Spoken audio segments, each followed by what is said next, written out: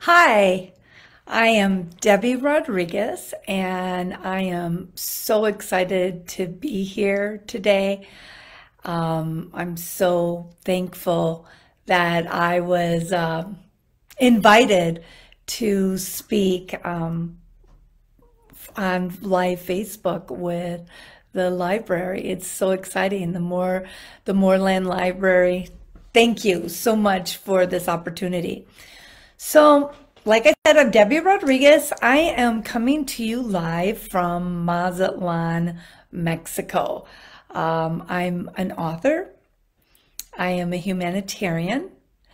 I am a hairdresser. I'm a lot of people don't know this, but I'm also a hypnotist. And the one thing that I am probably the most is I'm a storyteller.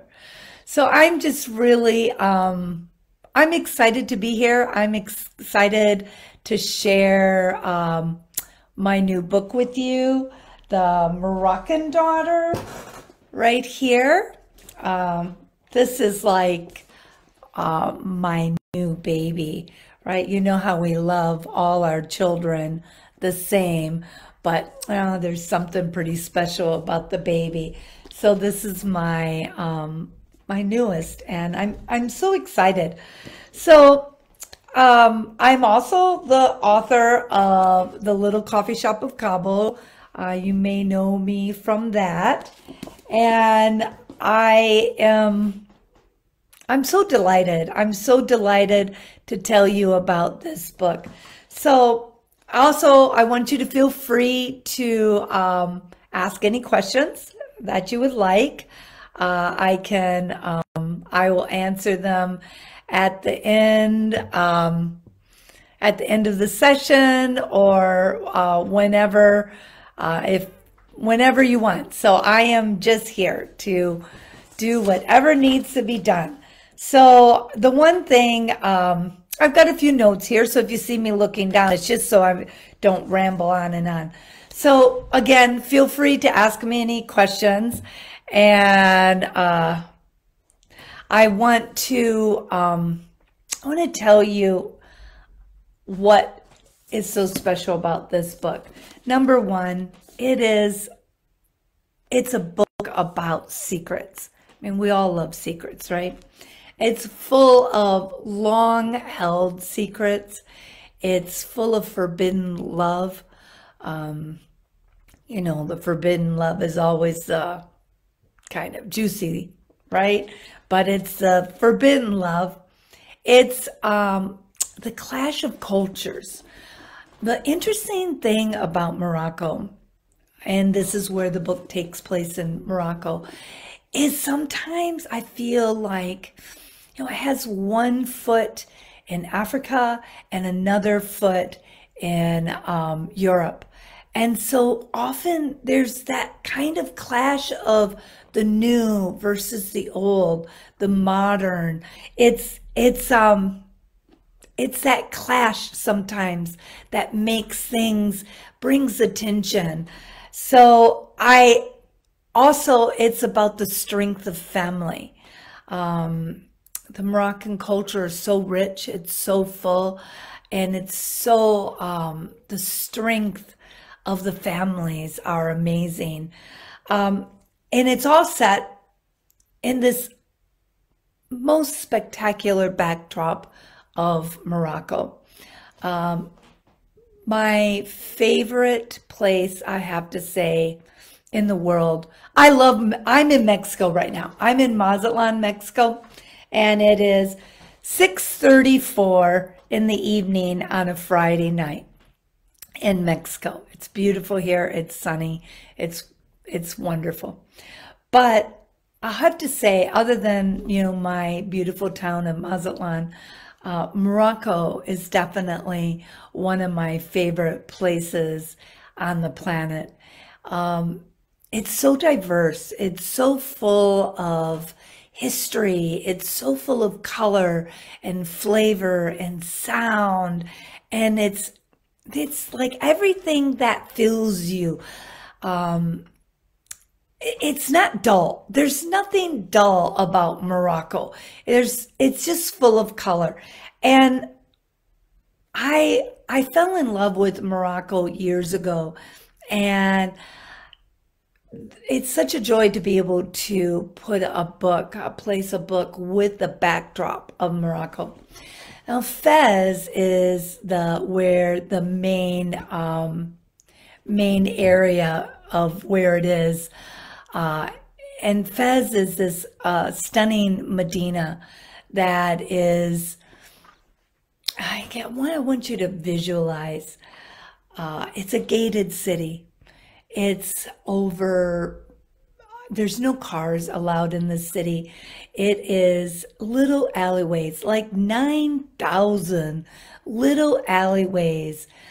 And so the richness of the city is because it's a medieval working city. So when you walk through these gates, the real gates that behind this walled city, it's this whole another, it's like you step back in time. I feel like Alice in Wonderland, and I'm tumbling down the rabbit hole. But you walk in and there's almost this vibration, this energy that you feel when you walk through the gates in Fez into the Medina.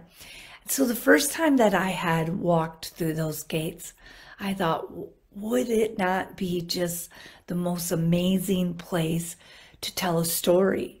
I mean, I wanted to do that for years and years and years. And so this is what you're going to experience when you read the book.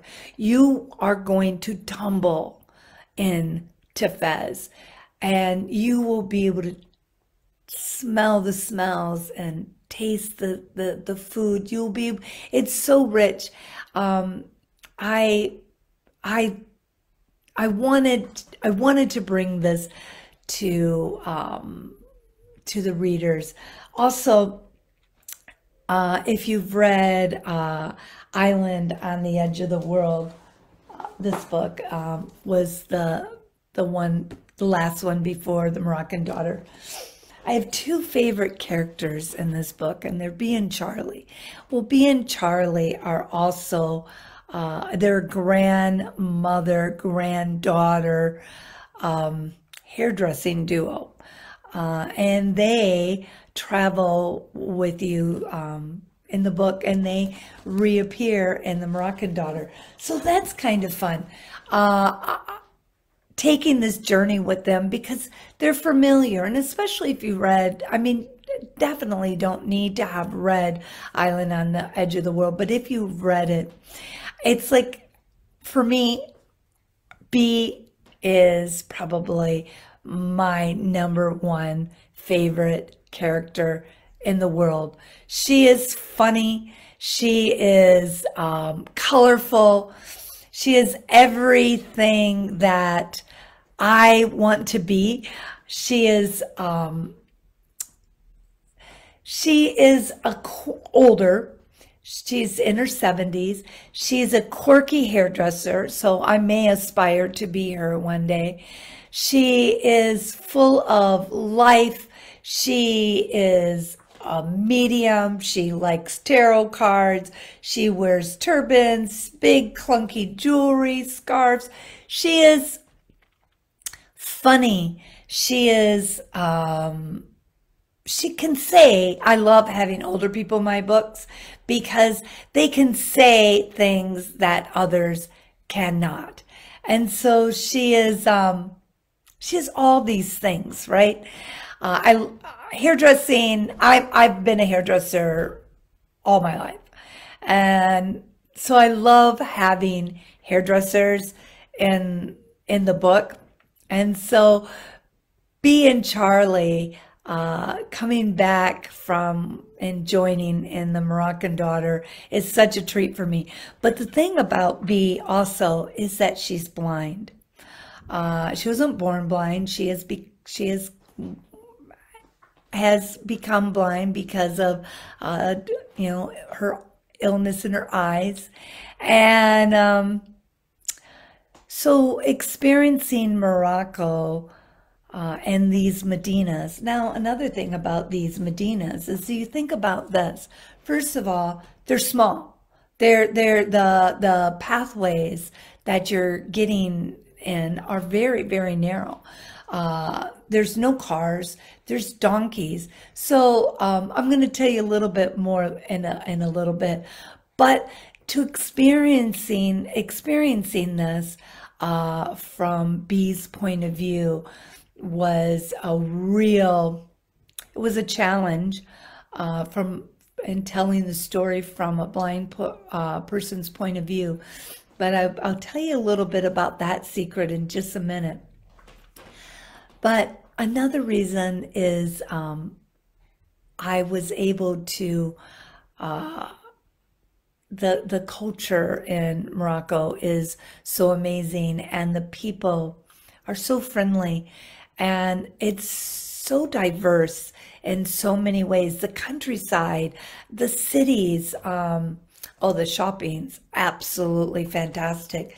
So it was, again, like I said, it was my dream to be able to have a book set in this location. So you want to think, right? It's like, okay, so I want a book in this location, but you can't just say, okay, well, like I'm going to just write this book in this location. It just doesn't work like that. As I wish it had, because I would have wrote the book like, 10 years earlier. But I've been waiting since about 2008, trying to find a story that was rich enough, full enough that could carry a book. And I was introduced to a young woman who was Moroccan American. And somebody says, I want you to meet her. She's pretty fantastic. She has this amazing story, her own, about her life. And what was interesting is that was the inspiration for my character Amina in the book, who is Moroccan, who has this secret.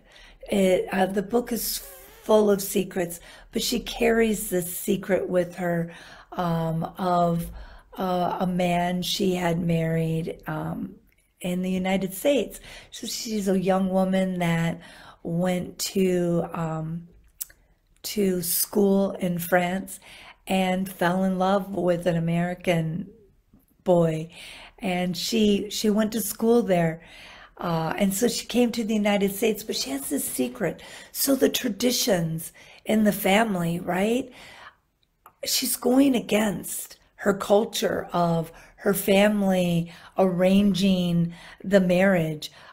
She's going against so many of these cultures. So when I met the woman who was the inspiration for Amina, she told me about her father who worked in the prison systems and was the director of prison, and how she lived on a compound of a prison as she was growing up. And I found that just fascinating. And then listening to her tell her some family stories, Amina was an inspiration from her. Obviously, it's not her story, but I could see when she was telling me the story, my head just started to spin, right? Like I could spin stories from almost everything that she was saying. And when she started talking about the food and the weddings and how things, although she's been living in the United States for a long time, she still has these traditional things that she needs to do, that she wanted to do.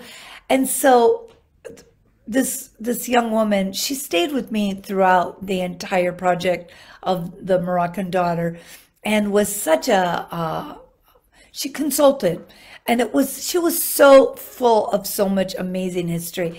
And so what was so nice is when I met her, I thought, this is it. This book can happen. And so then I I thought, okay, let me just do a little bit more research. So I started researching different areas in Morocco. Where's this book going to set?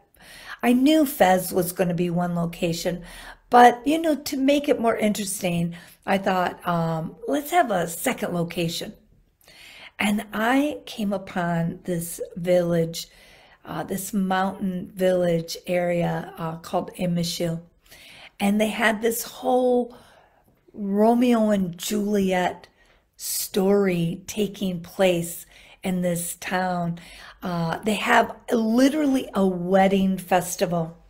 And so where the kids come in from, people come in from all over the United, or all over Morocco, to find their match, find their spouse, and all the kids are free to pick who they want to marry at this wedding festival. So once I heard about this, it literally had back many hundreds of years ago, it ended badly for this young couple, similar to the Romeo and Juliet.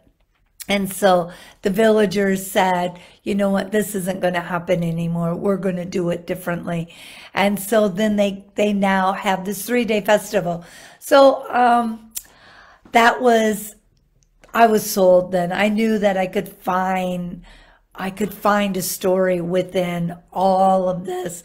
So the one important thing for me is being able to walk in the steps of my characters. So I went and was getting ready to do my trip, and I always have a research partner that travels with me. And she had a family emergency, and she was unable to go with me. So at the very last minute, I knew that I needed to get to Morocco. I knew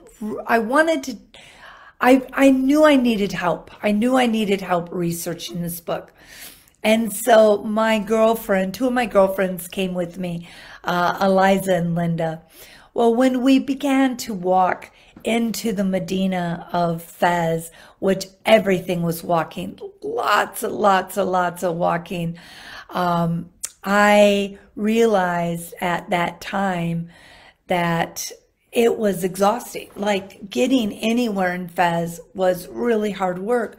And what I had completely forgotten about when we were trying to go from the gate to our riad, the house we were staying at, that Linda had just had surgery. And so we were walking 30 minutes, 35, 40 minutes by the time we got to the riad. And now there are donkeys nearly running us over. There are vendors selling everything. And I'm thinking, when I walked in there, I thought, how is Linda going to make it with brand new knee surgery? Her knee was swelling up before my eyes.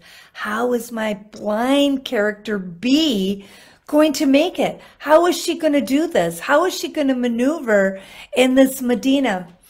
And so thank goodness Linda was with me, because we had to solve the problem with the knee. And so the manager of the riad, he brought a wheelchair. So that we were able to put Linda in this wheelchair and wheel her around everywhere. So it's like, Linda, close your eyes. Be.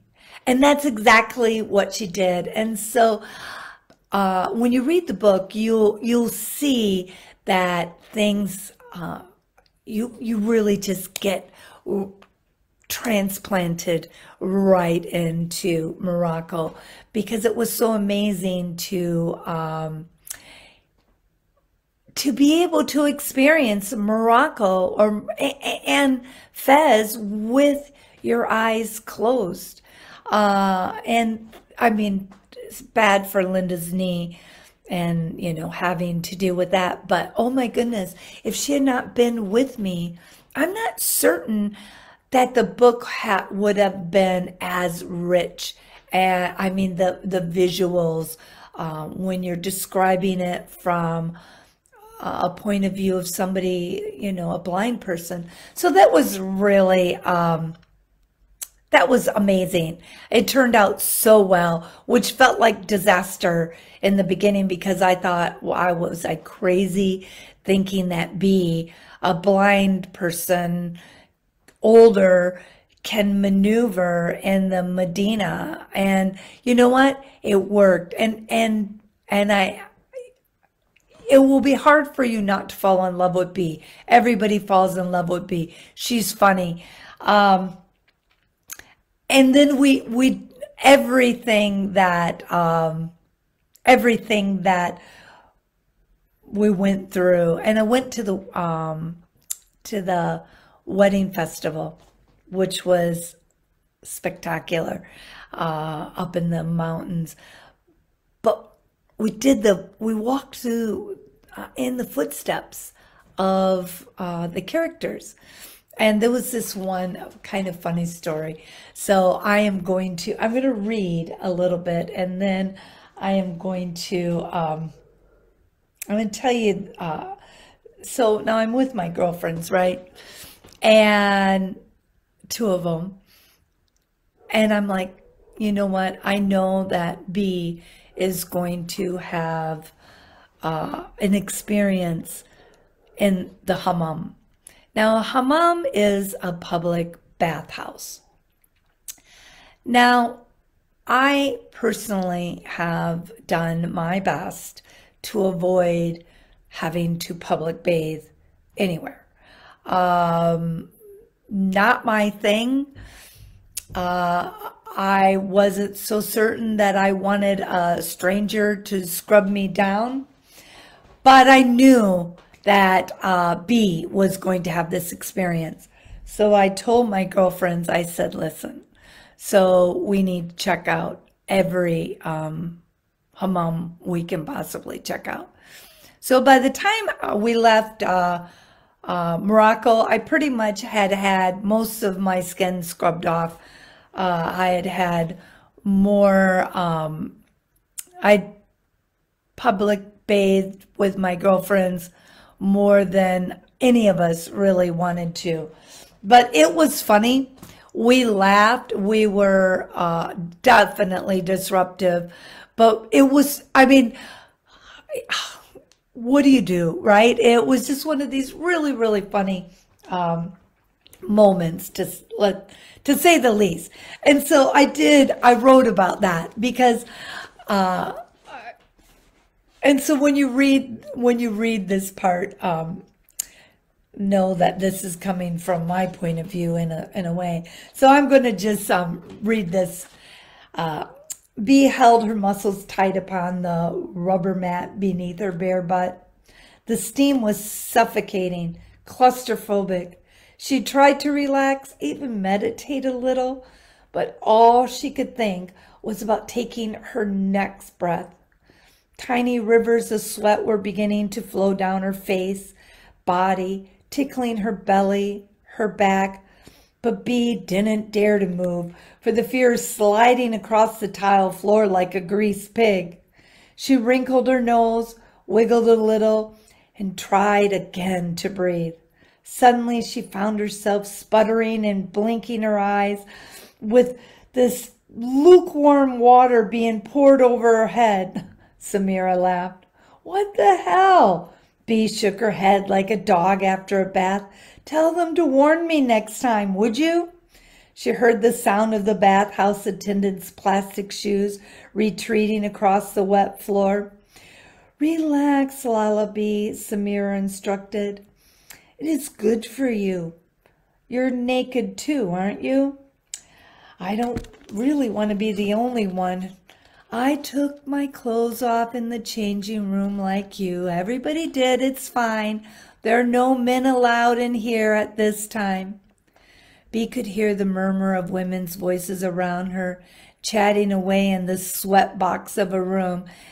as if they were gathered for coffee at Starbucks or having a mom's night out somewhere. She and Samira remained quiet, their silence interrupted every few minutes by a low hiss, followed each time by a fresh cloud of steam that filled Bee's every orifice like a hot, thick fog. "I'm dying here," she said to Samira. "Relax," Samira told her again. "You'll get used to it." Bee had read about hammams. She knew that in Islam, purifying the body went hand in hand with purifying the soul. She knew that public baths were ancient, dating all the way back to Roman times, and that they had stayed popular due to the fact that there was often no hot water, sometimes no running water at all in private homes. They'd also been forever a place where women would gather to socialize, gossip, and celebrate life's events like weddings and births. But somehow she pictured it differently. Not like this at all. So I'm